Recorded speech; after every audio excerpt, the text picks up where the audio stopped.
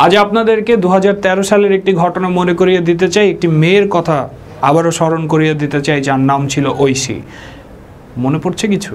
পুলিশের বিশেষ শাখার পরিদর্শক মাহফুজুর রহমান এবং তার স্ত্রী স্বপ্না রহমানের মেয়ে ছিলেন ঐশী, এবং ঐশীর জীবনে ছিল হিরোইন, প্যাথেডিন, ইয়াবা, গাঁজা, ফেন্সিডিল সহ সব কিছুর অভ্যস্ততা, যেই কারণে তার হাত খরচ ছিল অনেক বেশি এবং তিনি এই হাত খরচের জন্য তার বাবা এবং মা দুজনকেই হত্যা করেছিলেন 2013 সালে। দিনটি ছিল 2013 16 আগস্ট, যেদিন মালিবাগের চামেলিবাগের বাসা থেকে পুলিশ দম্পতির লাশ উদ্ধার করেছিল পুলিশ।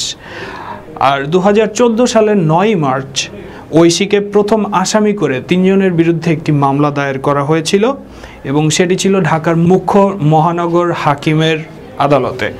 এবং তারপরে 12 নভেম্বর 2015 সালে আদালতের পর্যবেক্ষণ থেকে জানা যায় যে বাবা মাকে ঠান্ডা মাথায় খুন করেছিলেন ঐশী।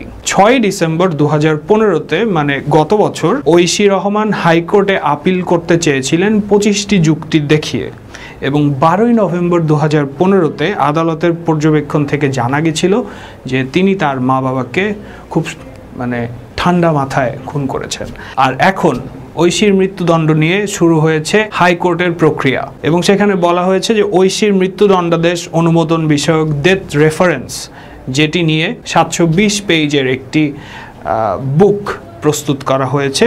ঐশী রহমানের মৃত্যুদণ্ড কার্যকর করার জন্য ডেথ রেফারেন্সের শুনানি শিগগিরই শুরু হতে যাচ্ছে এবং একই সময় শুরু হবে ঐশীর আপিলের শুনানিও। আর এই নিউজটি করেছে এনটিভি তাদের ফেসবুক পেজে যখন নিউজটি দেয়, তখন এই নিউজটির নিচে যে কমেন্টসগুলি ছিল তার মধ্যে সৈয়দ আতাউর তিনি লিখেছেন যে ঐশীকে ফাঁসি দেয়া মনে হয় ঠিক হবে না, এবং তিনি চাচ্ছেন যে তবে একবারের জন্য যেন একটি সুযোগ পায় ঐশী। রিমন ইসলাম জীবন তিনি লিখেছেন যে ঐশীর মৃত্যুদণ্ড কার্যকর করার আগে যাদের কারণে এরকম ঐশীর জন্ম হয় তাদের মৃত্যুদণ্ড দেওয়া উচিত। আমার মনে হয় তিনি ড্রাগস ডিলারদের কথা বলছেন, এবং তিনি আরও লিখেছেন যে আমার পক্ষ থেকে আবেদন ঐশীকে সুস্থ জীবন ফিরে দেওয়ার একটি সুযোগ দেয়া হোক।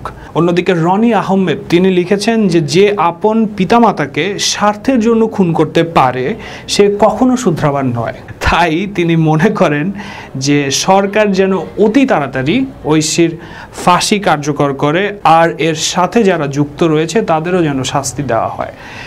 এবং দিনার তিনি লিখেছেন ঐশীকে ফাঁসি দাও, সাথে সাথে ঐশী গড়ার কারিগরদেরও দিতে হবে, নয়তো এটাকে ন্যায় বিচার বলা যাবে না।